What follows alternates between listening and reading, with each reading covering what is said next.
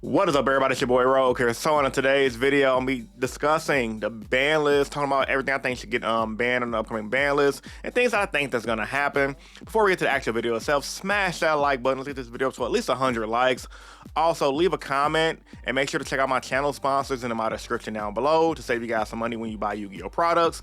TradingCardMint.com for 7% off, and Imperium Duelist for 10% off. Now, the ban list should ideally be dropping within a few weeks. We just had YCS Orlando, and if you guys didn't see YCS Orlando, I think it was a pretty solid event. Now, with that being said, the best deck that everyone thought was gonna won, and that was Fiendsmith Risal. But Miss Arugi Risal also had a really good chance to win as well.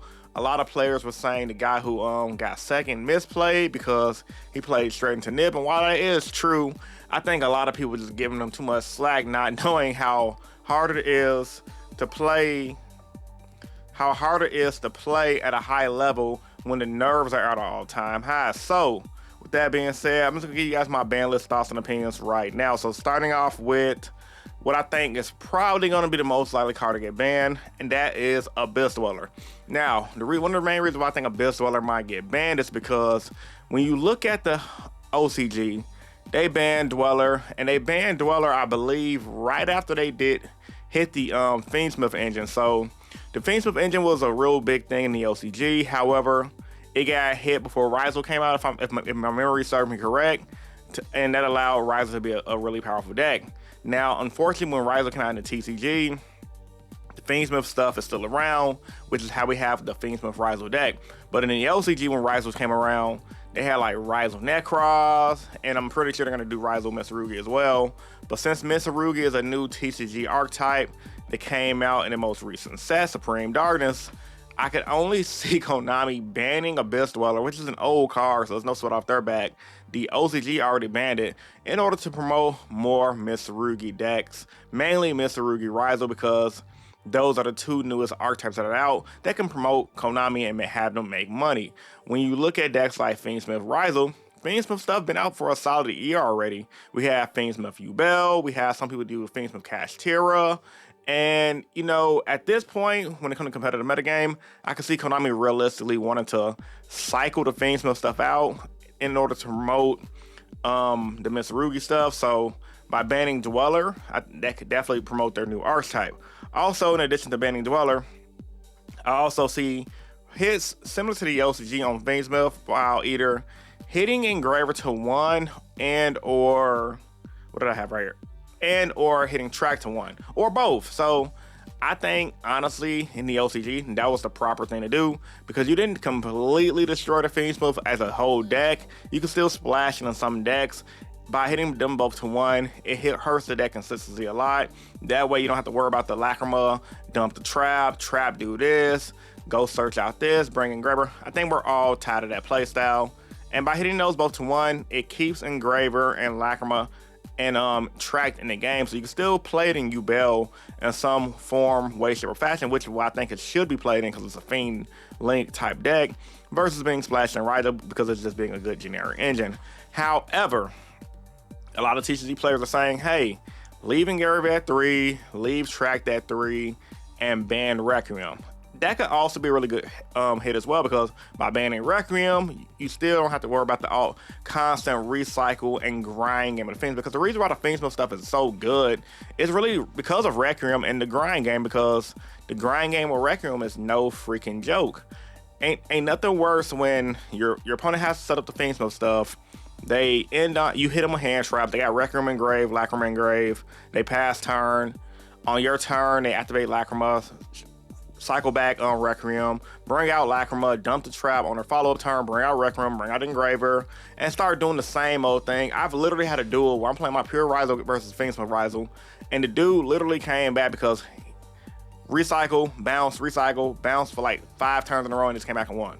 Now, I probably could have played some different things, like went into Abyss Dweller, but this is beside this point. I shouldn't have to overthink at that time in order to stop what he was doing. But yeah, he was able to stop everything I was doing and going for games. So I think by hitting Requiem, while it's solid, limiting Engraver and Track are good hits as well. Now, as far as Fiendsmith and things like that, hitting recommend is going to be good as well. I think Risal's going to get hit in some way, shape, or fashion in the form of potentially getting hit with the Bonfire here like they did in the OCG. So they hit Bonfire to 1, ban Abyss Dweller. Risal takes a big hit.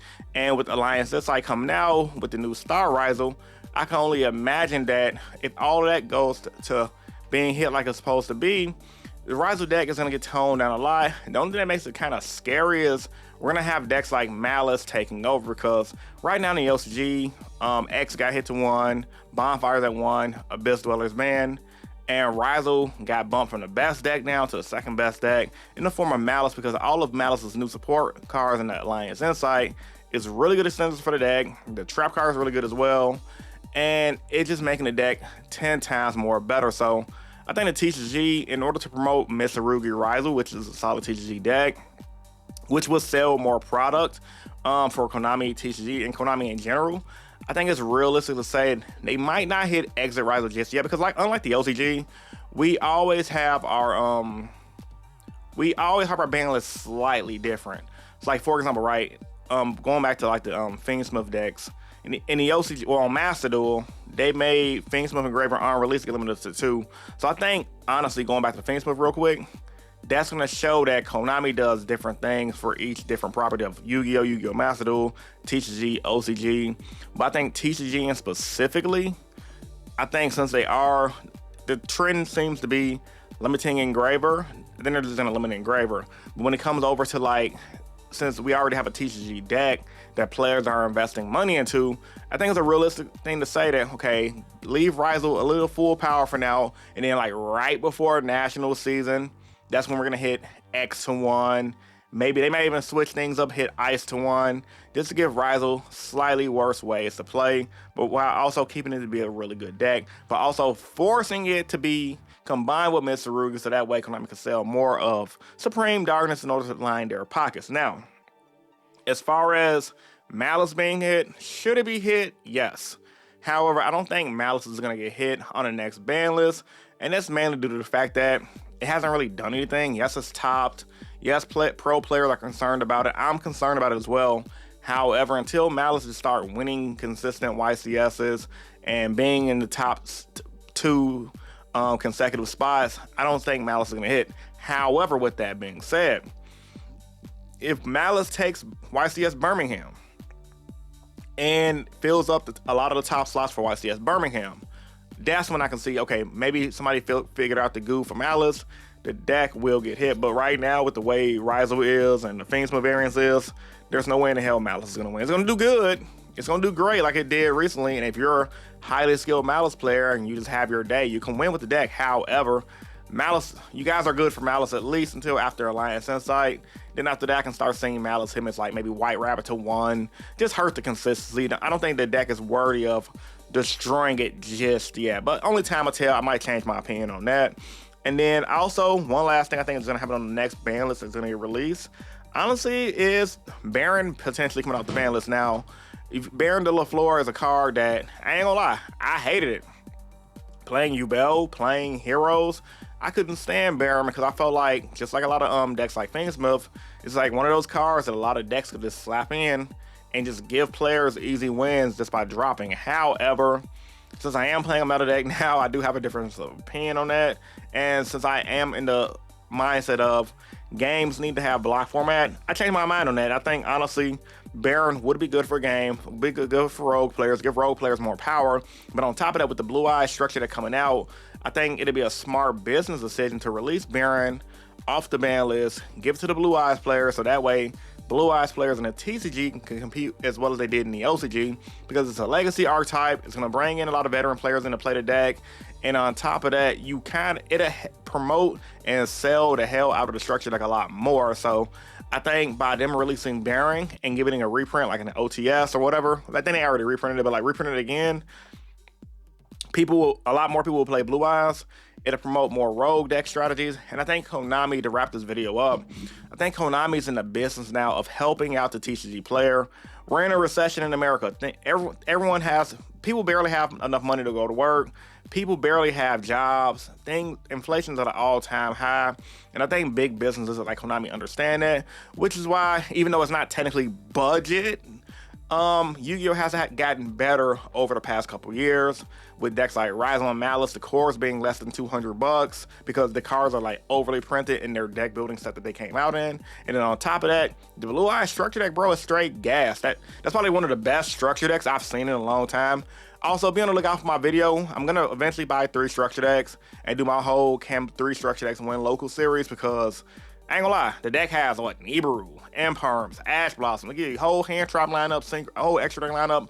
I think it's a perfect way for a new player who haven't played Yu-Gi-Oh in a while to hop back into Yu-Gi-Oh, go to locals, have a good time. It's a really good chance you can go X1 or better. So, with all that being said, man, what you guys think? Do you think my ban list predictions are more realistic like I think they are? Let me know in the comment section down below. Also, let me know, guys, what you think should be hit on the upcoming ban list. What card should be coming off? The only card I think could come off realistically is Baronne the Floor. However, I'm pretty sure there's a tons of other cards that can come off that I haven't think about right now. Like off the rip, I mean, I would personally love for like the old school wind up stuff come off the ban list just to come out. I mean, there's a lot of stuff on the ban list that's just don't need to be there, but I think it's on the ban list because Konami don't want TCG players playing different decks that can somewhat still compete. They want us to play meta. I mean, I would love for Maxi to come off the ban list as well, but considering Maxi just got a hit on Master Duel, that's probably not gonna come off the ban list anytime soon. I think it got hit in the LCG to 2 from 3. So yeah, man. Anyway, it's your boy Rogue. I want to hear from you guys in the comment section, and I'm signing out. Peace. See you guys in the next video.